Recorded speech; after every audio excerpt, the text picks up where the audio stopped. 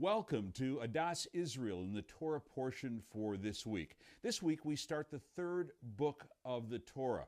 You might know it as Leviticus, we call it Vayikra.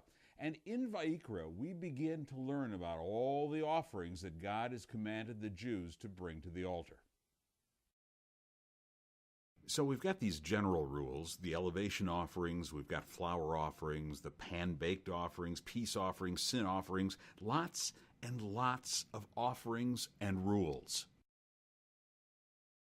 And right in the middle of it all, we have this commandment, the covenant of the salt. So 4 times in the 13th verse of the 2nd chapter of Vayikra, we're told about salt. Here's what it says. You shall salt your every meal offering with salt. You may not discontinue the salt of your God's covenant from upon your meal offering. On every offering you shall offer salt.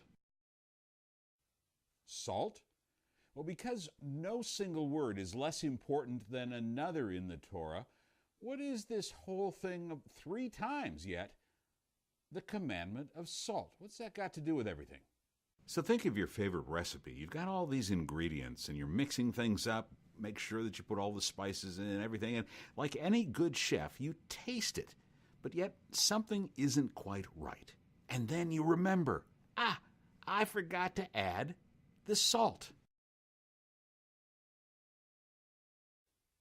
So there you have it. Salt brings about a flavor. And when you think about it, kind of like when the recipe is being made and we're putting finally salt back in there and it tastes better, there's a correlation to the whole idea of the sacrifices or following the commandments in the Torah.